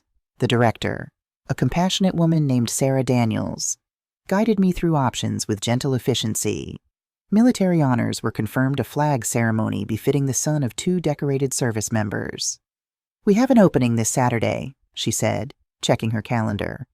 "Would that work for you, Colonel Grant?" I nodded, imagining the chairs filled with people who had known and loved my son. But who would those people be? My military career had kept me at a distance from Mark's adult life. I knew his colleagues' names from our conversations, but little about his friendships, his community. As if reading my thoughts, Sarah spoke again. "We usually create a memory board with photographs. If you'd like, we can put a notice in the local paper as well, with service details." "Yes, please," I agreed, grateful for her guidance. "And, I hesitated, then continued. "Could you recommend a good florist? I want to make sure there are enough flowers." Mark loved gardenias. They were his father's favorite. Her smile was kind. "We can handle that for you. And don't worry about attendance. From what I've already heard around town, your son was well respected and well liked." After finishing at the funeral home, I drove to Naples Community Bank, where Mark had his primary accounts and, according to his records, a safe deposit box. The bank manager, alerted by Martinez about the court order, met me in the lobby. "Colonel Grant, I'm Michael Fernandez," he said, shaking my hand firmly. "We have everything prepared for your visit. If you'll follow me." In his office, Fernandez brought out the paperwork Martinez had sent over the court order granting me temporary control of Mark's estate and the power of attorney documentation. "I want to express my condolences," Fernandez said as he reviewed the documents. "Mark was a valued client. I helped him set up his accounts when he first moved to Naples." "Thank you," I replied. "Did you happen to know him well?" Fernandez's expression softened. "He came in regularly, always took time to ask about my family. When my son was interested in architecture, Mark spent an hour showing him how to sketch perspective drawings right here in the lobby. That's the kind of man he was." The simple anecdote, this small glimpse into my son's everyday kindness, tightened my throat. I'd known Mark was generous and thoughtful, but hearing it from others made his loss feel both sharper and somehow more bearable, as if pieces of him continued to exist in the memories of those he'd touched. Fernandez escorted me to the safe deposit box area, where a bank officer waited with the necessary forms. The box, when opened, contained what I'd expected: Mark's original birth certificate, his father's service medals, the deed to the house, and several sealed envelopes. One envelope bore my name in Mark's handwriting. Inside was a letter dated just 3 weeks before his hospitalization. "Mom, if you're reading this, things have gone the way the doctors predicted. I'm sorry for not telling you about the diagnosis sooner. I kept hoping for better news to share instead. There's something else I couldn't bring myself to tell you over the phone. Jennifer isn't who we thought she was. I discovered she's been systematically stealing from me, using my accounts to fund a lifestyle I never knew about. When I confronted her, she didn't even deny it, just laughed and said it was too late for me to do anything about it. I've gathered evidence. You'll find it in the hidden storage room at the house. Behind the utility room. I've also revised my will with Mr. Drake contact info enclosed to protect what I can. The trust for the architectural scholarship is secure. She can't touch that. I need you to know that despite everything, I've had a good life. Your strength has always been my foundation. The way you carried on after Dad died showed me what real courage looks like. I'm trying to face this with the same dignity. There's one more thing. If things go badly with Jennifer, and I suspect they will, please look into the Foster Architecture Mentorship Program. I've been volunteering there for the past 2 years, working with kids who remind me so much of myself at that age. They're good kids who just need someone to believe in them. I love you. Mom, always have, always will. Mark. I folded the letter carefully, placing it in my jacket pocket. The bank officer pretended not to notice the tears I quickly wiped away. Mark's final communication. His last wishes so practical, yet so deeply personal. Even dying, he'd thought of others, creating a path for me to follow after he was gone. The rest of the envelopes contained what he'd promised: contact information for his will executor, documentation for the Architectural Scholarship Trust, and financial records that further confirmed Jennifer's systematic theft. Back in Fernandez's office, I inquired about recent transactions on Mark's accounts before the court-ordered freeze. There was significant activity in the weeks before his hospitalization, Fernandez confirmed, pulling up the records on his computer. Large withdrawals, wire transfers to accounts we couldn't trace. We actually flagged it for potential fraud, but when we called, Mrs. Grant assured us the transactions were authorized. And you accepted that? I couldn't keep the edge from my voice. Fernandez looked uncomfortable. She had joint access to the accounts, Colonel, and she provided verification information. Legally, our hands were tied. He hesitated, then added more quietly, "For what it's worth, I never trusted her." Something about the way she spoke about Mark's money as if it was already hers. By the time I left the bank, I had a clearer picture of Jennifer's financial maneuvers, and it was even worse than I'd feared. Over the past 6 months, she'd systematically drained nearly $400,000 from Mark's accounts through a combination of direct withdrawals, wire transfers, and credit card charges. Martinez met me at a small cafe near his office, his expression serious as I shared what I'd learned. "This strengthens our case," he said, reviewing the bank records. But Jennifer's attorney filed an emergency appeal this morning, claiming the evidence was obtained illegally and that Mark was not of sound mind when he revised his will. "That's absurd," I countered. "Mark was fully competent until the final days. We'll need his doctors to testify to that effect," Martinez agreed. "I've already contacted Dr. Reynolds. The hearing is set for next week, which gives us time to prepare." As we discussed strategy, my phone rang a number I didn't recognize. I excused myself to answer. "Colonel Grant, this is Detective James Morales, Naples Police Department, Financial Crimes Unit. We need to speak with you regarding Jennifer Grant." An hour later, I sat across from Detective Morales in an interview room at the police station. He was a compact man with intelligent eyes and the focused demeanor of someone who'd seen too many scams to be surprised by human greed. "Your son may not have been the first victim," Morales explained, opening a file folder. "We've been tracking a pattern of similar cases across Florida: wealthy individuals, often with health issues, who marry partners who then systematically drain their assets." He laid out photographs of 3 women, all bearing striking resemblances to Jennifer, though with different hair colors and styles. "Facial recognition software flagged Mrs. Grant from the report your attorney filed. We believe she's part of an organized group that targets vulnerable individuals with significant assets." "Organized crime?" I asked, thinking of Richard's warning. "More like a sophisticated con operation," Morales clarified. "They identify targets, research their financials, and insert an operative, usually a woman, for male targets, occasionally men for female marks. The operative establishes a relationship, pushes for marriage to gain legal access to assets, then begins the systematic extraction of funds." The clinical description made my skin crawl. My son, reduced to a target in some predatory scheme. "What happens to the victims?" I asked, though I feared I knew the answer. Morales' expression was grim. "In most cases, the victim dies, sometimes from their existing health condition, sometimes under circumstances that raise questions but can't be definitively ruled suspicious." "Are you saying Jennifer might have—" I couldn't finish the sentence. "We don't have evidence of that in Mark's case," Morales said carefully. "But we're requesting his medical records and we'll be reviewing them closely. Cancer creates a convenient cover if someone were to, say, withhold medication or interfere with treatment. It would be difficult to prove." The possibility that Jennifer might have accelerated Mark's decline, might have deliberately ensured he wouldn't recover, sent ice through my veins. I thought of the prescription bottles in his bathroom, some nearly full when they should have been empty if he'd been taking his medication properly. "I want to help," I said. My voice steady despite the turmoil inside. "Whatever you need. We need access to your son's home to search for additional evidence, and we'd like you to continue your civil case. It keeps Jennifer occupied while we build our criminal investigation." I nodded, military training taking over. "Consider it done." When I returned to Mark's house that evening, it felt different, no longer just the site of personal grief, but now part of a larger battlefield. I moved through the rooms methodically, seeing potential evidence where before I'd only seen memories. The prescription bottles in the bathroom had Jennifer been replacing medication with placebos. The food in the refrigerator, had she been doing something to it? The sudden weight loss Mark had mentioned in our last video call, was it only the cancer? Or something more sinister? I was examining the prescription bottles more closely when a knock at the door interrupted my thoughts.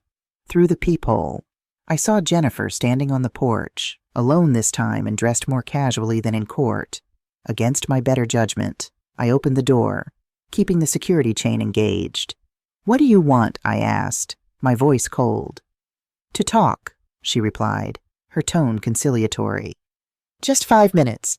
Surely we're both grieving Mark. This fighting isn't what he would have wanted." The performance was flawless, the slight tremor in her voice, the redness around her eyes suggesting recent tears, the way she hugged herself as if for comfort. If I hadn't seen the evidence, hadn't heard her own words on those recordings, I might have believed her. "You have exactly 3 minutes, I said, releasing the chain but blocking the entrance. "Speak from there." Jennifer's mask slipped for just a second, a flash of annoyance quickly covered with a sorrowful smile. "I know you think I took advantage of Mark, but it wasn't like that. We loved each other. Yes, I spent money, probably too much, but that was our arrangement. He enjoyed seeing me happy." "Is that why you were on a yacht while he was dying alone in the ICU?" I asked, keeping my voice even. She had an answer ready. "Mark insisted I go. He didn't want me to see him suffering. I was honoring his wishes." Her eyes welled with tears on cue. "The last thing he said to me was, 'Live your life, Jen. Be happy.'" The audacity of the lie might have worked on someone else. Someone who hadn't seen the evidence. Who hadn't read Mark's final letter. Who hadn't heard the recordings of her true feelings. But instead of anger, I felt a strange clarity. Jennifer wasn't just a greedy woman who'd married for money. She was a professional predator, skilled at manipulation and deception. And suddenly, I saw the opportunity. "You know, Jennifer," I said, softening my tone slightly, "I've been thinking about what Mark would want.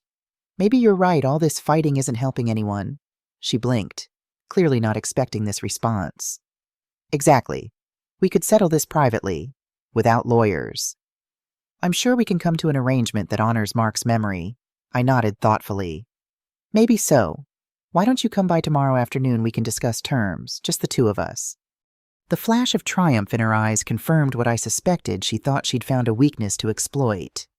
"I'd like that," she said, reaching out as if to touch my arm. I stepped back instinctively, and she recovered smoothly.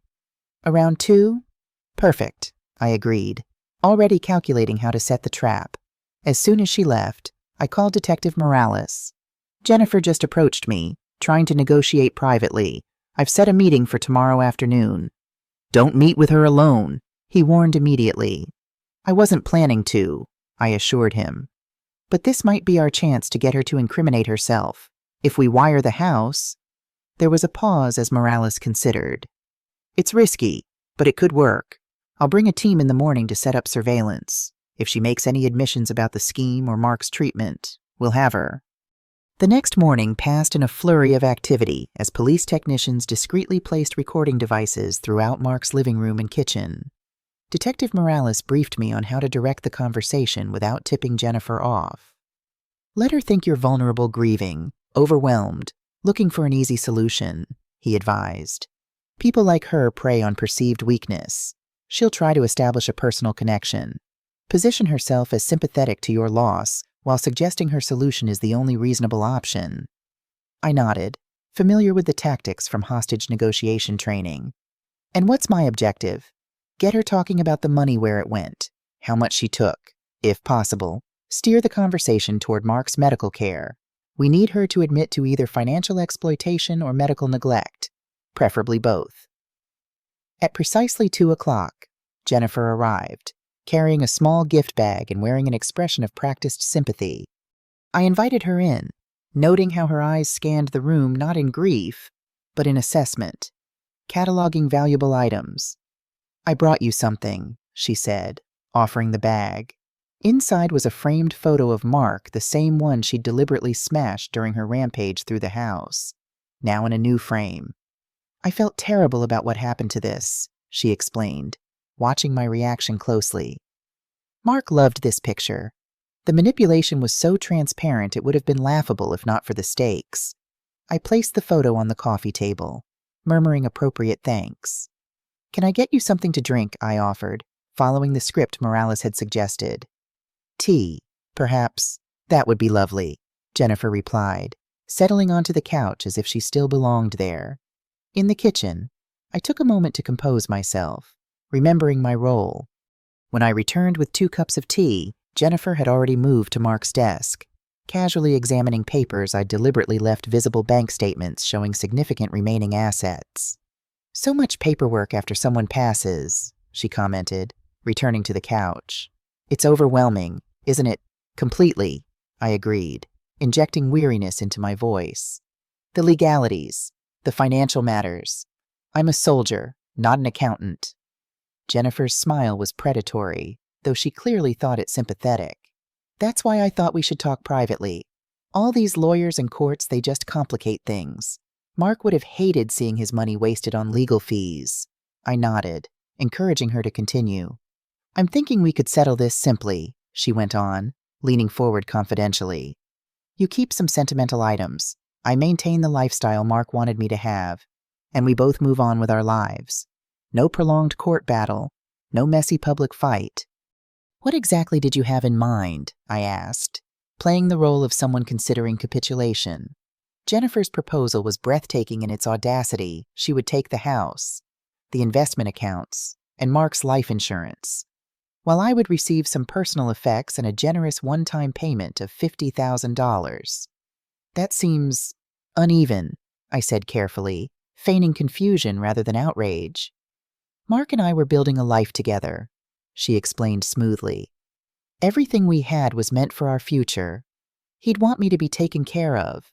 She sighed, a practiced sound of resignation. The truth is, Shirley, Mark knew he was sick for months before he told anyone. He could have gotten treatment earlier, but he refused. By the time he finally saw specialists, it was too late. The implication was clear. She was suggesting Mark had been suicidal or negligent about his health, attempting to undermine the medical negligence angle the police were investigating. That doesn't sound like my son, I said, allowing genuine emotion to color my words. Jennifer's expression hardened slightly. You weren't here. You were off playing soldier while he was dealing with this alone. She quickly softened again. I'm sorry. That was unfair. We're both grieving. But Mark made his choices, and now we have to respect them, including his choice to leave the bulk of his estate to charity, I asked. Watching her reaction, her smile froze. That document was created when he was heavily medicated, barely coherent. His real wishes were for me to be taken care of. He told me so many times. And the recordings where you discussed spending his money while he was dying. Were those his wishes too? Jennifer's facade cracked completely. Those recordings are fake. You set me up, turned Mark against me at the end. So you're saying Mark wasn't of sound mind when he made those recordings? When exactly did his mental capacity become compromised? Jennifer, before or after you started moving his money offshore? She stood abruptly. T forgotten. This was a mistake. I tried to be reasonable, to offer you a dignified way out. But if you want a war, Colonel, you'll get one. It's already begun, I replied calmly. The police are very interested in your previous identities, and the other men who died after marrying you. The color drained from Jennifer's face. You're bluffing. Detective Morales sends his regards. He's particularly interested in your connection to a certain operation targeting wealthy, ill individuals across Florida. For a moment, raw panic flashed across her features. Then, with remarkable control, she composed herself. Prove it, she said coldly. You have nothing but circumstantial evidence and a mother's desperate grief. My lawyer will destroy you in court. Perhaps, I conceded. But the FBI doesn't need to prove everything in court to freeze assets connected to organized crime. Those offshore accounts you've been filling already flagged. It was a calculated bluff based on information Richard had shared, but Jennifer's reaction confirmed its accuracy. This isn't over, she hissed, gathering her purse. You have no idea who you're dealing with. Actually, I replied, rising to show her out. I think I do. You're not the first predator I've encountered. Jennifer, just the first who made the mistake of targeting my family. After she stormed out, Detective Morales emerged from the back bedroom where he'd been monitoring the conversation. We got it, he said, satisfaction evident in his voice. Her reaction to the offshore accounts, the implied threats combined with the financial evidence. It's enough for an arrest warrant. For financial crimes, I clarified. Not for what she might have done to hasten Mark's death. Morales nodded grimly. One step at a time. Financial crimes will get us in the door. Once we have her in custody, we can dig deeper into the medical aspects. The machinery of justice began moving quickly after that. Jennifer was arrested the following morning on charges of grand theft, fraud, and exploitation of a vulnerable adult. The search of her hotel room yielded multiple phones, identification documents under different names, and a laptop containing evidence linking her to similar schemes in other states. The news coverage was immediate and extensive. By afternoon, Martinez called to inform me that Jennifer's attorney had withdrawn from the civil case, citing irreconcilable differences with the client. We've essentially won by default, Martinez explained. With Jennifer in custody and facing criminal charges, no reputable attorney will touch her appeal. The civil court will almost certainly confirm your control of Mark's estate permanently. It should have felt like victory. Instead, it felt hollow, a battle won too late to save what mattered most. 3 days later, Mark's funeral service filled the small chapel at Naples Memorial Gardens. To my surprise and deep gratitude, the pews were crowded colleagues from his architectural firm, neighbors, clients whose homes he had designed, and, most unexpectedly, a group of teenagers seated together near the front, each wearing a small pin shaped like a drafting compass. Mrs. Wilson sat beside me in the front row, her quiet presence a comfort as the military honor guard presented the folded flag on behalf of a grateful nation. The simple words, spoken so often at military funerals, took on new meaning as I accepted the triangle of blue and white on behalf of my son. After the service, as attendees gathered for the reception, a tall black man in his 40s approached me. He wore the same compass pin I'd noticed on the teenagers.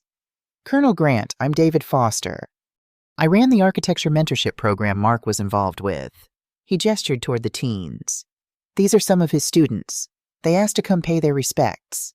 The Foster Architecture Mentorship Program, the organization Mark had mentioned in his final letter. I'd been so consumed with Jennifer and the legal battles that I hadn't yet followed up on his request to look into it. Thank you for coming, he said, genuinely moved. Mark mentioned your program. He seemed to care deeply about it. Foster nodded, his expression warm. Mark was our most dedicated mentor. He worked with these kids twice a week, sometimes more. When they heard about his passing, they were devastated. One by one, the teenagers came forward to offer condolences, each sharing brief stories about Mark's influence on their lives. A girl named Maya, no more than 16, showed me a sketch of a sustainable housing design Mark had helped her develop. A boy called Jamal described how Mark had arranged for him to shadow professionals at his firm during school breaks. He believed in us, Maya said simply. When everyone else saw kids from the wrong side of town, he saw future architects. Foster handed me a card. When you're ready, Colonel, we'd love to talk with you about continuing Mark's legacy with the program. No pressure, of course. Just an open invitation. I tucked the card into my pocket, thanking him sincerely. For the first time since arriving in Naples, I felt a genuine connection to the life Mark had built here, not just the physical assets Jennifer had coveted, but the meaningful relationships and positive impact he'd created. The weeks following the funeral brought a gradual shift in focus, with Jennifer in custody awaiting trial and the civil matters largely resolved. I found myself at a crossroads. My retirement plan had been vague, perhaps travel, reconnect with old military friends, maybe write the memoir my former commanding officer had been encouraging me to tackle. Now, those plans felt empty, disconnected from what mattered. I'd come to Naples to surprise my son and instead found myself executor of his estate, caretaker of his legacy, an unexpected warrior in a battle against those who had exploited him. One morning, unable to sleep past dawn despite having no specific duties to attend to, I found myself driving to the address on David Foster's card. The Foster Architecture Mentorship Program operated from a renovated warehouse in a transitional neighborhood, an impressive space with high ceilings, abundant natural light, and walls covered with architectural drawings, models, and photographs. Foster seemed unsurprised to see me. "I had a feeling you might stop by," he said, offering coffee as he showed me around the facility. "Mark talked about you often said his attention to detail and work ethic came from you." The tour revealed drawing tables where students worked on designs, a small computer lab with architectural software, a workshop for building models, and a gallery space displaying student projects. Throughout the building, photographs documented field trips to significant architectural sites and mentoring sessions with professionals. Mark appeared in many of these images instructing teens at drawing tables, examining models with focused attention, laughing with students during what appeared to be a pizza party celebration. "How did Mark get involved?" I asked, studying a photograph of my son helping a young man adjust a blueprint. "He volunteered after designing a community center in this neighborhood," Foster explained. "Said he wanted to do more than just create buildings, he wanted to create opportunities for the kids who'd use them." That sounded like Mark always seeing beyond the immediate task to the human impact of his work. "We're actually facing a challenge," Foster continued as we returned to his office. "The building owner is selling, and our lease ends in 3 months. Mark was helping us look for new space and had started designing renovations for a potential location. I remembered the sketches I'd found in Mark's home office preliminary designs for a space similar to this one, but with expanded facilities. He'd labeled the project Foster 2.0 in his neat architectural handwriting. "Mark mentioned in his final letter that he wanted me to look into your program," I said. "I think he saw it as important unfinished business." Foster nodded, his expression both sad and determined. "We talked about it during his last visit, when he was already quite ill. He was concerned about the program continuing without him." An idea began forming, nebulous at first, then increasingly clear. Mark established a trust for architectural education before he died. I'm the executor. Perhaps there's a way to honor his wishes that helps your program continue. The meeting with the trust attorneys later that week crystallized the path forward. Mark's educational trust could be directed to establish a permanent home for the Foster Architecture Mentorship Program, creating an endowment that would ensure its survival and growth. Martinez helped navigate the legal requirements, modifying the trust parameters while maintaining its charitable purpose. Within a month, we had identified a suitable building, a former community center with good bones, but in need of renovation. Using Mark's preliminary designs as a foundation, the project began taking shape. I found myself at the center of it all, applying military logistical skills to civilian purposes, coordinating contractors, managing timelines, ensuring budgets were respected. The work gave purpose to days that might otherwise have been consumed by grief. Each morning brought new challenges. Each evening a sense of progress. The teens from the program often visited the construction site, their excitement about the new facility infectious. Through it all, the legal proceedings against Jennifer continued in the background.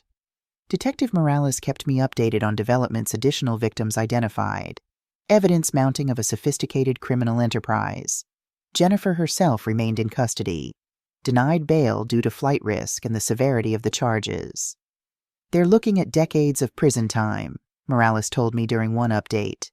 The financial crimes alone carry significant sentences, and now they're investigating potential medical evidence as well. Justice was proceeding, but it no longer consumed my focus. Something had shifted, a realization that while pursuing Jennifer was necessary, building something positive from Mark's legacy was equally important. 3 months into the renovation project, I received an unexpected visitor at the construction site.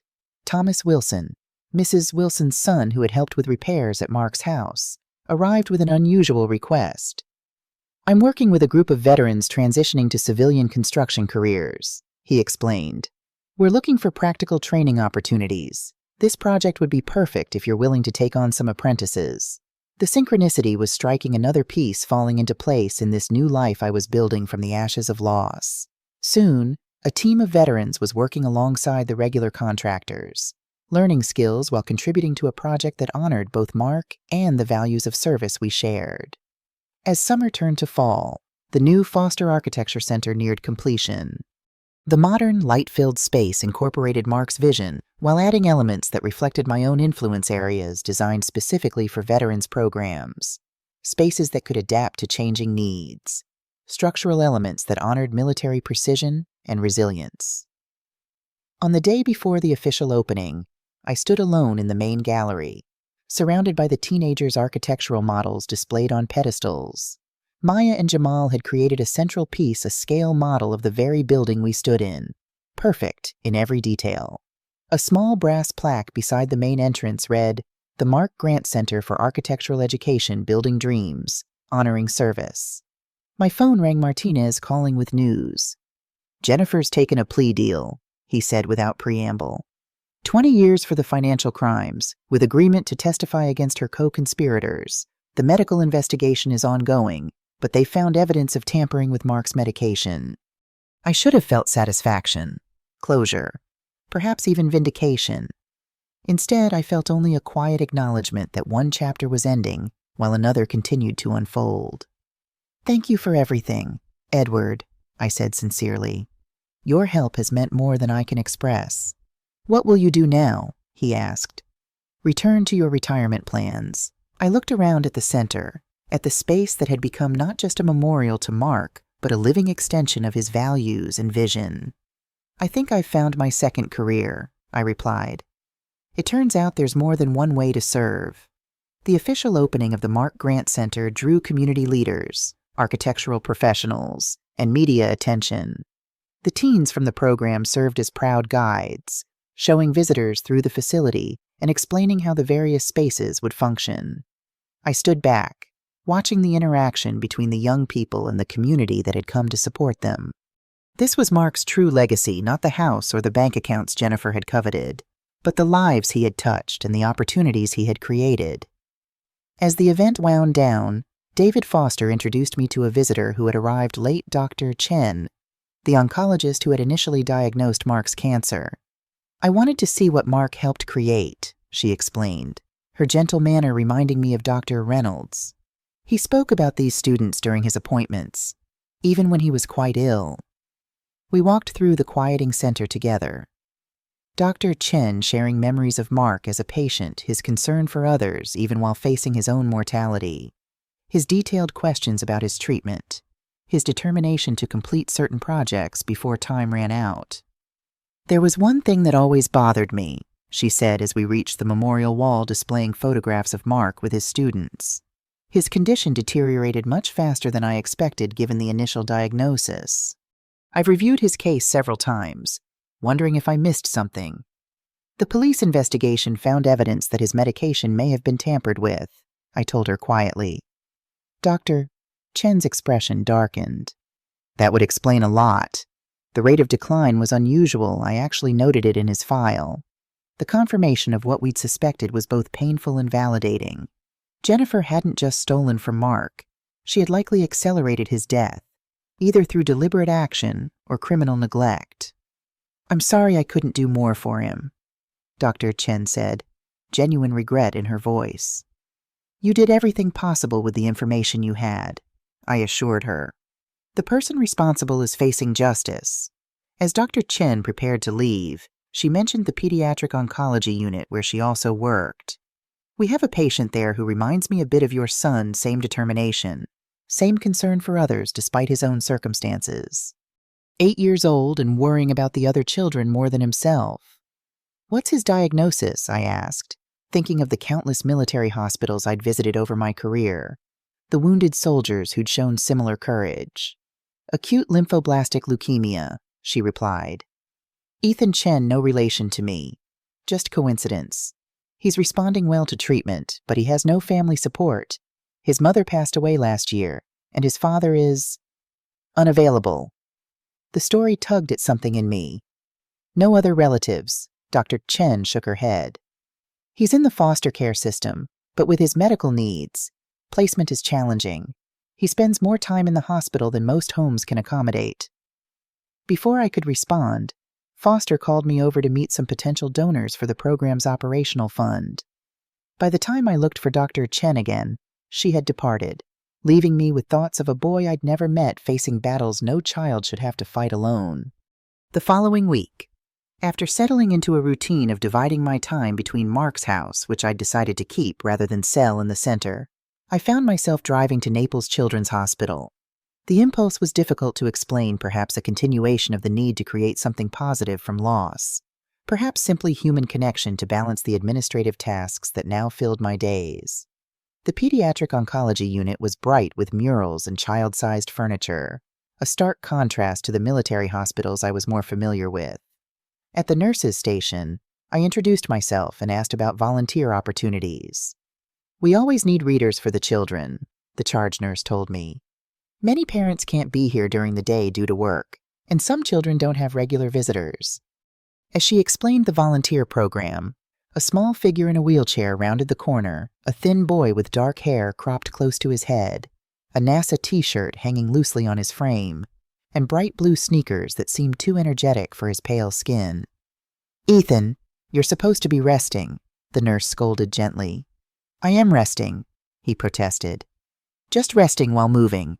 His spirit, visible even through the obvious physical weakness, reminded me suddenly and powerfully of Mark at that age, the same determination, the same gentle defiance of limitations. This is Colonel Grant, the nurse introduced me. She's interested in our volunteer reading program. Ethan studied me with unexpected intensity. You were in the military, real military, not just video games, real military, I confirmed. Army, 40 years. His eyes widened. Did you ever jump out of airplanes? 17 times, I said, unable to suppress a smile at his enthusiasm. Cool, he breathed. I want to be an astronaut. That's why I have to beat this stupid cancer. NASA doesn't take astronauts who can't pass the physical. The matter-of-fact way he discussed his illness, framing it as merely an obstacle to his larger goals rather than a defining tragedy, struck me deeply. This was resilience in its purest form, the kind I'd seen in the best soldiers, the kind Mark had demonstrated throughout his life. I bet NASA would be impressed by anyone who fought cancer and won, I told him. That shows exactly the kind of toughness they need for space missions. His smile was sudden and brilliant, transforming his thin face. That's what I think too. Do you like space books? The volunteer yesterday only brought princess stories. Before I knew it, I was sitting in the unit's small library, reading from The Right Stuff, to Ethan and 2 other children who had wandered in. When fatigue finally overcame his enthusiasm and nurses wheeled him back to his room for medication, I found myself promising to return the next day with more books about space exploration. That first visit became a regular commitment 3 afternoons a week, reading to Ethan and other children, bringing books about astronomy, aviation, and space travel. I learned that Ethan had been diagnosed shortly after his mother's death from an unrelated illness, that his father was serving a prison sentence for drug-related charges, and that despite regular chemotherapy treatments, he maintained both his astronaut dreams and his concern for the other children on the unit. Izzy's scared of the big needle, he confided one day, referring to a younger patient. I told her it doesn't hurt as much if you name the medicine something funny. Mine is called Alien Zapper because it's killing the bad cells like in Space Invaders. Dr. Chen, whom I now saw regularly during my visits, kept me updated on Ethan's medical progress. He's responding well to treatment. She told me 6 weeks into my volunteer work. But he's approaching a critical phase where he'll need more intensive support. The foster system is struggling to find an appropriate placement. The words hung between us, an unspoken question neither of us quite dared to articulate. That evening, I sat in Mark's study, which had gradually become my own workspace, surrounded by the dual paperwork of the center and Mark's estate. My military career had never left room for family beyond Mark. For relationships that required presence and consistency, I had been a mother, yes, but a distant one for too many of Mark's formative years. Now, in my 60s, retired and rebuilding a life from unexpected tragedy, was I capable of offering a child like Ethan what he needed? The question seemed presumptuous, perhaps even selfish. Was I looking to replace Mark? To atone for absences in his childhood? No, this was different. This was about a specific child with specific needs that I might be uniquely positioned to meet. My military pension provided financial stability. Mark's house offered space. My newfound community connections through the center created a support network.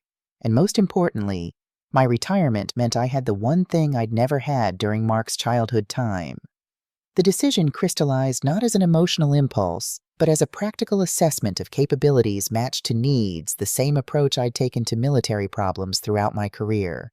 If Ethan needed a stable home during his treatment and recovery, and I could provide that home, then the logical next step was clear. The process was far from simple. Becoming a foster parent, especially for a child with significant medical needs, involved extensive background checks, home studies, training courses, and evaluation interviews. My military background expedited some aspects while complicating others.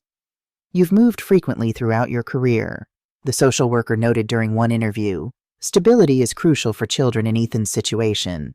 "My career is concluded," I replied simply. "I've established roots here, the center, Mark's house, connections with the medical team already treating Ethan. I'm not going anywhere." Martinez helped navigate the legal requirements, as did Richard Hayes, who provided character references from military colleagues who had known me as both an officer and a mother. 3 months after that first hospital visit, I stood in what had been Mark's guest room, now transformed into a space for a child. The walls were painted deep blue with glow-in-the-dark stars forming accurate constellations across the ceiling. Bookshelves held volumes about space exploration, science, and astronomy. A desk by the window was equipped with a telescope Mark had owned as a teenager. Mrs. Wilson arrived with a handmade quilt patterned with planets and spaceships. "Thomas and I thought Ethan might like this," she said, placing it carefully on the bed. "The whole neighborhood is excited to meet him." The community that had embraced me in my grief was now expanding to include this child none of us had known 6 months earlier.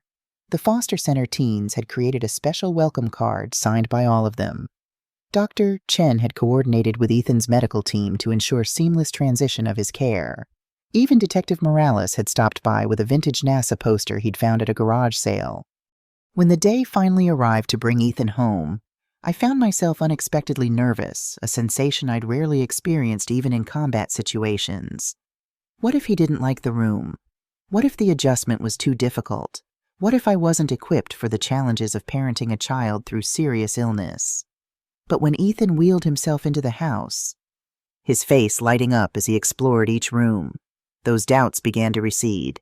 His delight at the space-themed bedroom, his careful arrangement of the few possessions he'd brought from the hospital, his immediate bond with Mrs. Wilson all confirmed that while the path ahead might be challenging, it was the right one. That first evening, as we sat on the back patio watching the sunset paint the sky in shades of orange and pink, Ethan asked the question I'd been expecting. "Who is Mark? I see his pictures everywhere." I told him about my son, the architect, who had loved designing spaces for people to live and work, the mentor who had believed in young people's potential, the man who had faced his illness with courage, even when betrayed by someone he trusted. "His room is my room now," Ethan asked, processing this information. "No," I clarified. "His room is still his room, with his things. Your room was made especially for you." Ethan considered this, then nodded with the seriousness only children can bring to profound moments. That's good. People shouldn't be replaced. But there can be new people, too. In that simple statement was a wisdom that pierced straight to the heart of what I'd been learning through all the months since finding Mark in that hospital bed, that grief and new beginnings could coexist, that honoring the past didn't preclude creating a future. The weeks that followed brought challenges, as expected. Ethan's treatment schedule was demanding, with hospital visits 3 times weekly. There were days of nausea and exhaustion when he couldn't leave his bed, nights when pain kept him awake despite medication, moments of fear he tried to hide behind brave talk of space missions and astronaut training.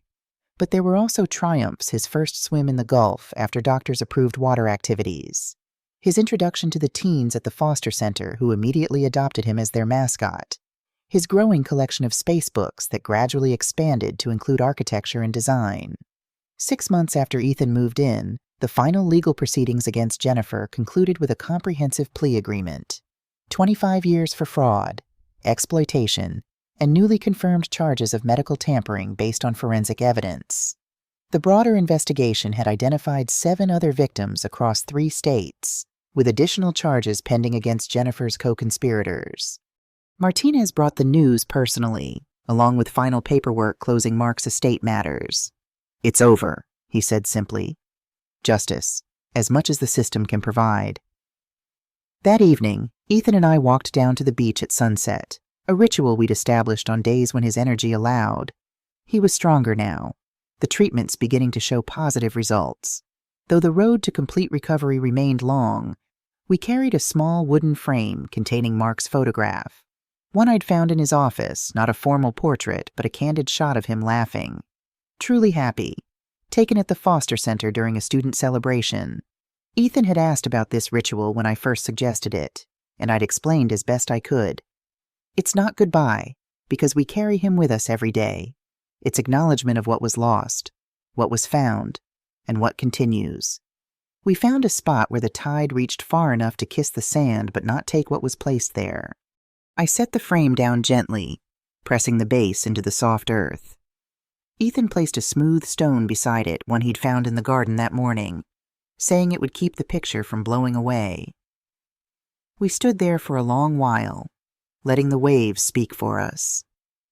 I thought about how different this moment was from the one I'd imagined when I first boarded that flight home, how loss had led me to something I didn't know I needed, how grief had opened doors to new purpose rather than closing them.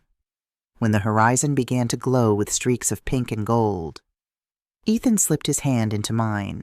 I felt the steady warmth of his grip, the quiet promise that we were building something neither of us would have to face alone.